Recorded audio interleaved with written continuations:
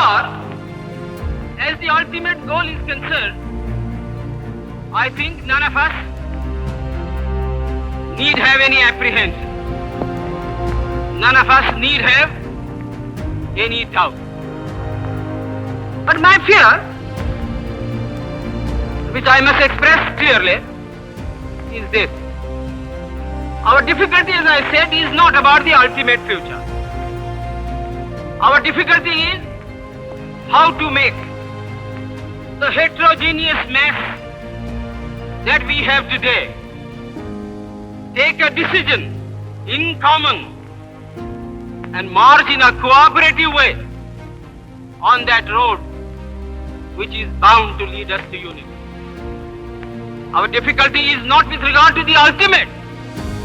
Our difficulty is with regard to the beginning. Mr. Chairman, therefore, I like a strong, united center.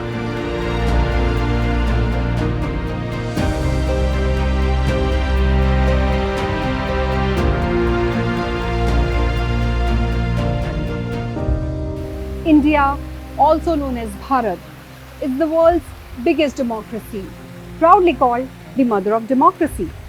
Around 75 years ago, when we gained independence from the colonial rule, the country needed a new direction, a new vision. This vision came in the form of the Constitution, our guiding light, our living document. Crafted under the leadership of Dr. B.R. Ambedkar, the Constitution laid foundation of just, equal and inclusive India. It promised no matter where we are born, every citizen of the country will have equal rights and opportunities. Namaskar, hello and welcome to the special broadcast on Sansad TV. I am Namrata Singh. And to honor this remarkable journey of the Indian Constitution, from its making to its impact on the Republic, Sansad TV brings you this special series.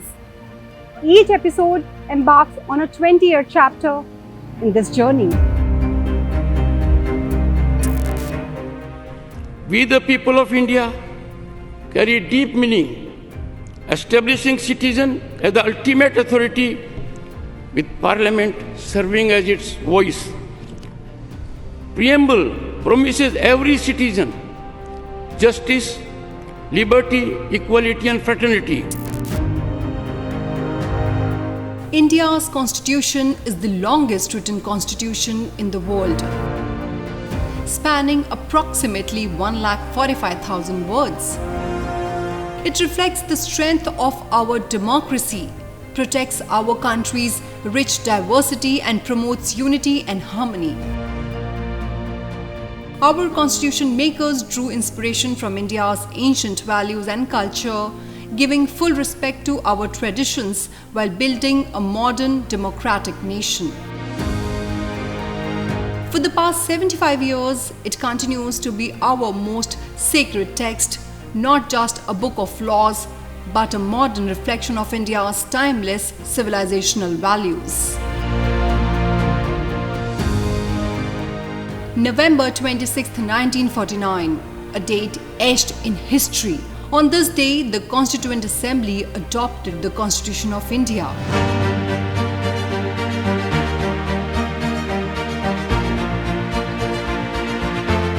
It came into force on January 26, 1950, giving birth to the Republic of India and marking the start of a new era, one of equality, justice and liberty for all.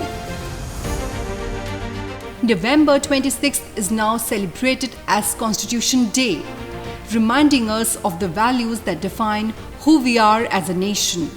It's the day we honor the living document that has guided India's journey for the last 75 years through every challenge, every triumph and every transformation. Constitution is encapsulated, its essence, its worth, its nectar in preamble of the Constitution. And what does it say? We the people of India. The supreme power is with them. No one is above the people of India. And we the people of India under the Constitution have chosen to reflect their aspirations, their desire, their will through their public representatives. And they hold these representatives accountable, severely accountable on occasions. But the story of the Constitution began long before 1949. It was born out of the dreams of freedom fighters forged in the fire of the independence struggle. While August 15, 1947 marked the end of the colonial rule, the dream of self-rule had taken root much earlier in the hearts of millions who believed in an India governed by its own people with justice and dignity for all. This is the story of that dream, of how India chose democracy, of how our constitution became our voice, our shield and our strength. हमारे संविधान के preamble की शुरुआत में जो we the people लिखा है, ये सिर्फ 3 शब्द नहीं है। वी द पीपल एक आह्वान है, एक प्रतिज्ञा है, एक विश्वास। To the common man of India, these words signify a new beginning, a guarantee that every citizen will be treated equally under the law. But drafting this powerful document was no easy task. Before even a single word was written, the Constituent Assembly studied some of the most notable constitutions of the world. These were broadly of 2 types, unitary and federal. India chose a unique path, a federal structure with a strong central authority and some unitary features. The Constitution created a parliamentary form of government with power shared between the Union and the states, formerly known as provinces. At the Union level, the President is the constitutional head of the executive. According to Article 79, the Parliament of India consists of the President and 2 houses, Rajya Sabha, Council of States, and Lok Sabha, House of the People. India's constitution is unique, not just in its content but also in its spirit.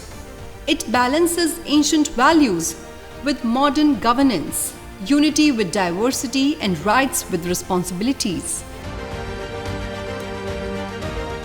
Some important provisions, including those related to citizenship, elections, the provisional parliament, and transitional arrangements, came into effect on November 26, 1949, the day the Constitution was adopted. The rest, the heart of the Constitution, came into force on January 26, 1950. This day was carefully chosen. It was on January 26, 1930 that India had first declared Purna Swaraj, complete independence at the Lahore session of the Indian National Congress. With the commencement of the Constitution, the Indian Independence Act of 1947 and the Government of India Act of 1935 were repealed. Only the Abolition of Privy Council Jurisdiction Act of 1949 was retained. And thus, the Constitution of India came into full force, giving birth to the Republic, giving power to the people and marking the dawn of a new, sovereign, democratic nation.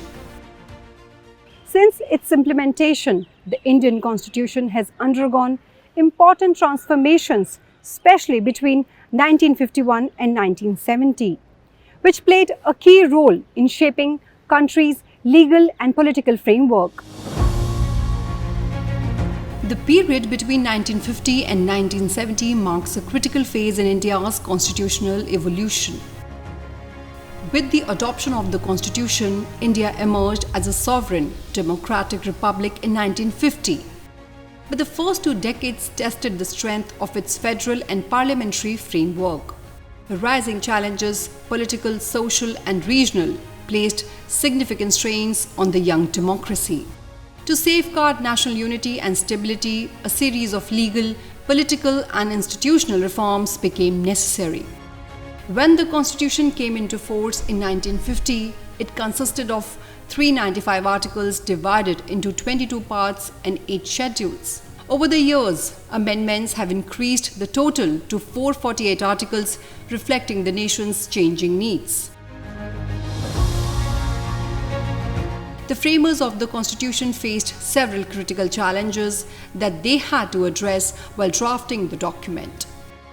One of the major challenges facing newly independent India was its feudal system, which had severely damaged the social fabric of the country.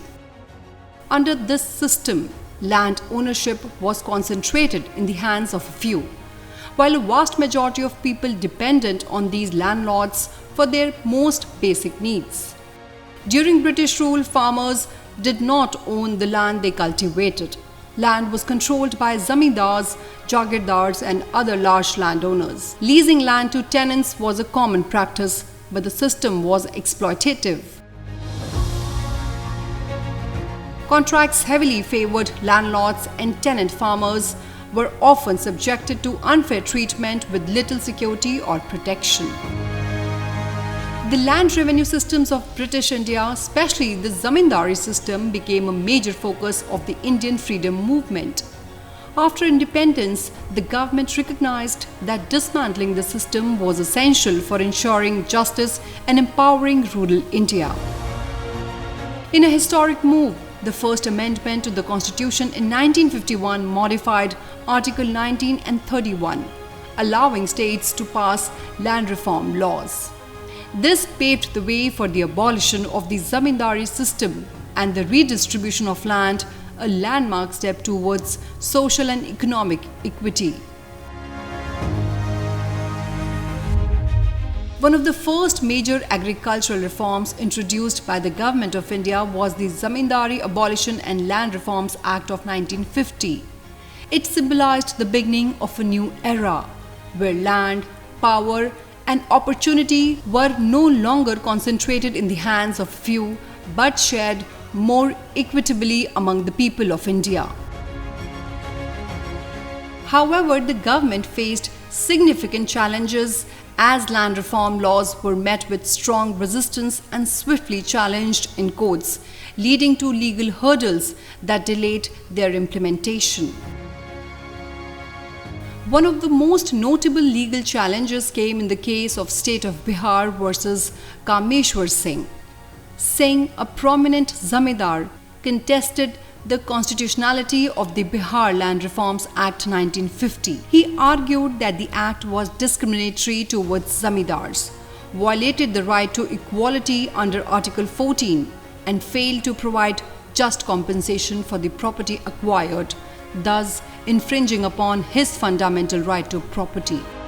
This landmark case became a defining moment in India's constitutional and legal history. The Supreme Court upheld the validity of the Act, acknowledging the government's intent to promote agrarian reform and social justice. The judgment struck a delicate balance between protecting fundamental rights and enabling transformative laws aimed at reducing inequality. It set a crucial precedent for future land acquisition cases and became a cornerstone in India's journey towards equitable land ownership. There were people like Shankari Prasad in Bihar, 10-12,000 acres of land, Mithila, Punjab, everywhere. But at the same time, there was no land for large number of people. So it was divided, reforms were decided that we should have, if not equal, at least lot of redistribution of land. And that is how 1953 Act was brought in and it was passed. Zamindari Unmoolan, that was the thing. The Constitution First Amendment Act of 1951 made key changes to the Indian Constitution. There were 3 fundamental changes made in the Constitution through its amendments. It allowed for restrictions on freedom of speech and expression, protected land reform laws from judicial review, and clarified the right to equality by allowing special provisions for the most vulnerable sections of society. Introduced in Parliament on May 12, 1951, the Constitution First Amendment Act of 1951 sought to amend several articles including 15, 19, 85, 87, 174, 176, 341, 342, 372 and 376. It also inserted Articles 31A and 31B and introduced the 9th Schedule to the Constitution. 9th Schedule was added to protect the land reforms and other laws included in it from the judicial review. In addition, the Constitution First Amendment Act of 1951 also provided that state trading and nationalization of any trade or business by the states is not to be invalid on the ground of violation of the right to trade or business. India's first general elections were held from October 1951 to February 1952. These elections were conducted under the provisions of the newly adopted constitution and marked the beginning of country's democratic journey. Though the elected leaders of a free nation enjoy the confidence of their people, it is the people themselves, unknown and unsung, who weave and wear the fabric of democracy. What follows here is the record of such a people, the people of our nation who played a worthy, active part in a great experiment, the experiment of free India's first general elections. After gaining independence, India faced the critical task of electing a truly representative government through universal adult suffrage. The first general elections held between October 25, 1951 and February 21, 1952 became a landmark moment in the nation's history. For the first time, under the framework of the newly adopted constitution, millions of Indians exercised their right to vote. This constitution had established India as a sovereign, democratic republic adopting a parliamentary system of governance. Conducting free and fair elections to choose members of the first Lok Sabha was essential to bringing the democratic principles of the constitution to life. These elections were more than a political process. They were a monumental democratic experiment, the largest ever undertaken in human history. They marked the true beginning of the India's democratic journey, a powerful expression of the people's will and the visionary constitution that gave them that voice. The entire electoral exercise in India rests on three pillars. Article 326 of the Constitution, the Representation of the People Act 1950, and the Representation of the People Act 1951. Together, these provide the legal and constitutional framework for free and fair elections. Notably, to keep pace with evolving electoral needs, both the RP Acts were last amended in 2021 through the Election Laws Amendment Bill 2021. The amendments aim to bring in key electoral reforms. The Representation of the People Act 1950 deals with the allocation of seats, delimitation of constituencies, voter qualifications, and the preparation of electoral rolls. The Representation of the People Act 1951 governs the conduct of elections as well as electoral offences, disputes, and related procedures. These reforms represent the continuous effort to strengthen the integrity, inclusivity, and efficiency of India's electoral system. The preparation for India's first general election was nothing short of monumental. With a vast and diverse population, many of whom were illiterate and unfamiliar with voting, the task demanded vision, scale, and precision.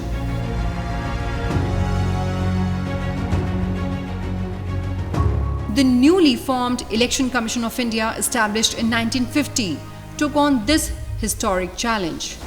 At its helm was Sukumar Sen, India's first Chief Election Commissioner. whose leadership was pivotal in navigating the enormous logistical demands of the exercise. Conducted in multiple phases from October 25, 1951 to February 21, 1952, the election spanned the length and breadth of the country. This phased approach was essential due to limited infrastructure and the massive scale of operations. Nearly 173 million people were eligible to vote, contesting 489 seats in the first Lok Sabha. This historic event shaped the political landscape of post-independence India and emerged as an example for budding democracies around the world. Its legacy continues to guide India's democratic journey to this day. You and I, all of us, are born equal, with the right to live freely and with dignity. Our Constitution protects these rights, built on the powerful idea of live and let live. To give this idea a legal force, the Protection of Civil Rights Act was enacted in 1955 to put an end on untouchability and protect equality. So let's rewind to 1955 and take a closer look at what this landmark law was all about. In the Constituent Assembly, Sardar Patel moved that the clause for the abolition of untouchability be incorporated into the Constitution. The Protection of Civil Rights Act of 1955, originally known as Untouchability Offences Act, aimed to abolish the practice of untouchability and its associated disabilities. In 1976, it was amended and renamed to its current title, reflecting a broader commitment to safeguarding civil rights, especially those of the scheduled castes and scheduled tribes, beyond just abolishing untouchability. It criminalizes untouchability and penalizes any form of discrimination based on it. In 1955, social discrimination was completely done away with. You could not, आपने सुना होगा, मंदिर में जाने के लिए मना करते थे. People were lower caste people, not in all temple, some temple only. People were not allowed to go to the temple, or maybe even water fetching from the wells.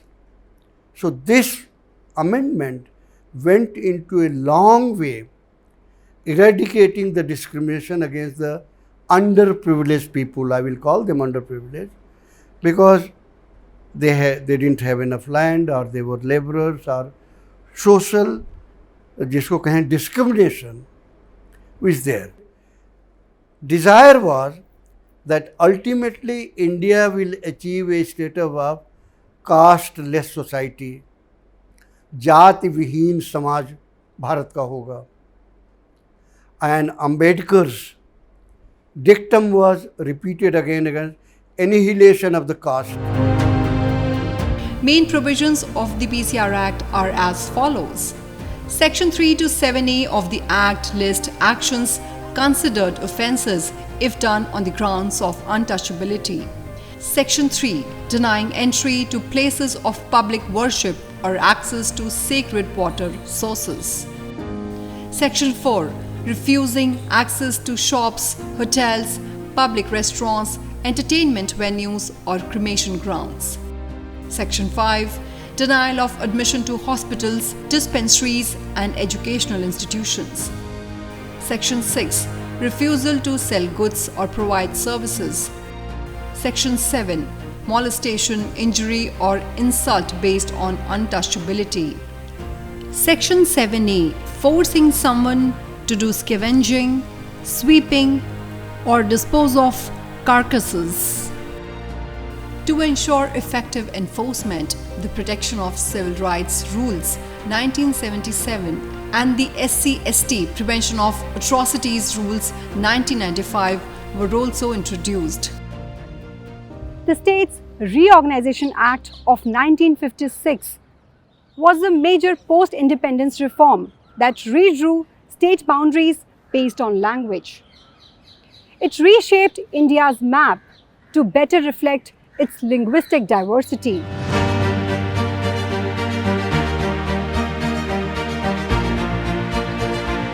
After independence, India inherited a patchwork of provinces and princely states drawn by colonial rulers with little regard for linguistic or cultural unity. This created widespread administrative challenges and public discontent. Post-1947, there was growing pressure to reorganize states based on language. Proponents argued that linguistic states would boost governance, preserve cultural identity, and strengthen national unity. As the then government had promised that each major linguistic group would have its own province after independence, several commissions were formed to address the issue of state reorganization on a linguistic basis. The government established the Dhar Commission in 1948 to investigate the language as the basis for state formation. The Dhar Commission opposed using the language as the foundation for state reorganization.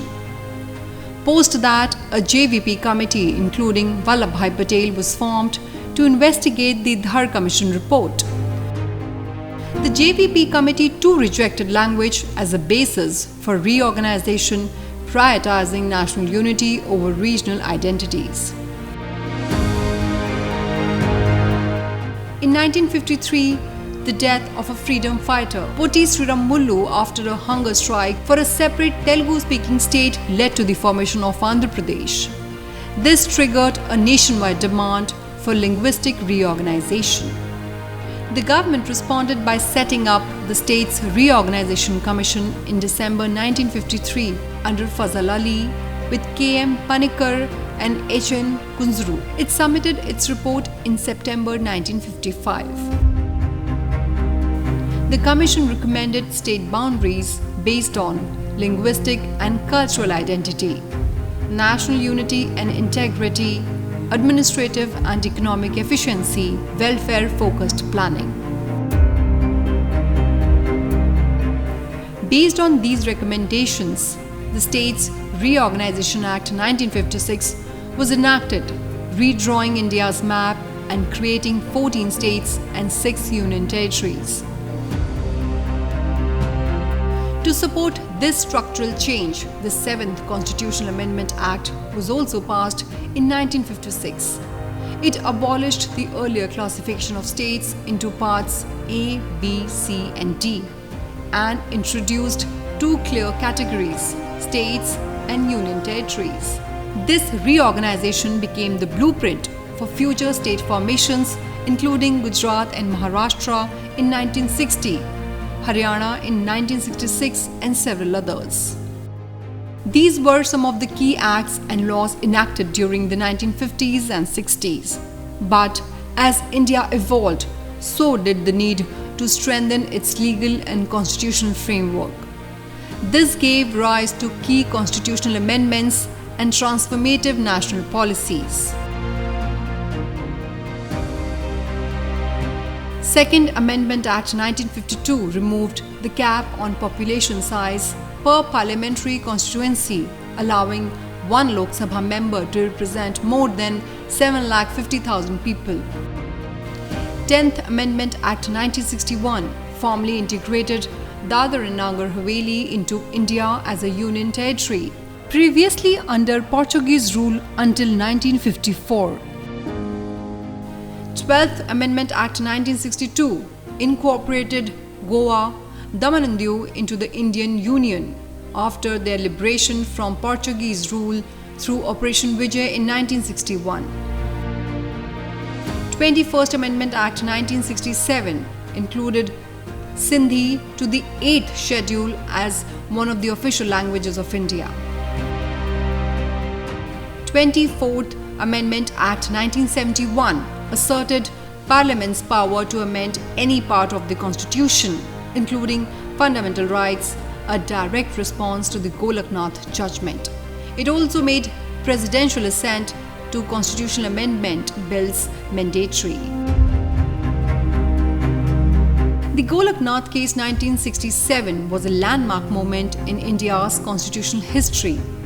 The Supreme Court in IC Golaknath versus State of Punjab ruled that Parliament could not amend or curtail fundamental rights, treating constitutional amendments as law under Article 13, which declares any law violating fundamental rights as void. This judgment introduced the concept of prospective overruling and set the stage for the basic structure doctrine, reinforcing that certain core rights in the Constitution are beyond the reach of Parliament's amendment powers. After independence, people's movements and government policies together shaped India's progress. While citizens raised voices for equality, justice, and reorganization, the government introduced key reforms from land laws and state reorganization to welfare plans, laying the path for a more inclusive and democratic nation.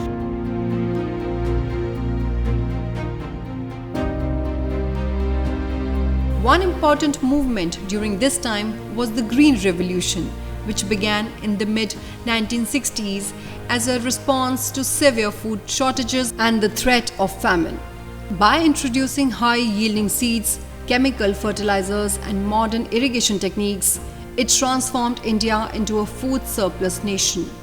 Led by Dr. M.S. Swaminathan, with global support from Norman Borlaug, the revolution had its greatest impact in Punjab, Haryana, and Western Uttar Pradesh.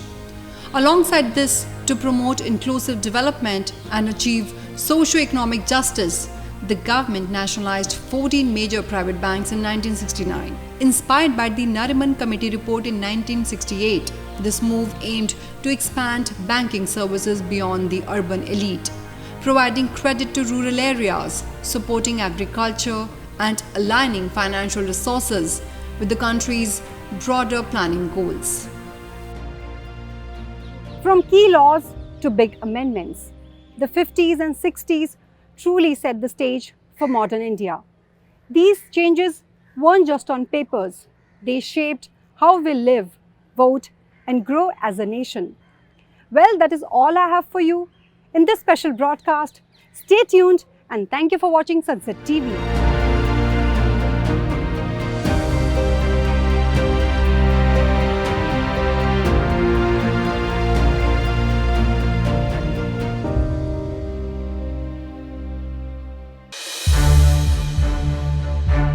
To watch more programs of Sansad TV, subscribe to our YouTube channel and don't forget to like and share them.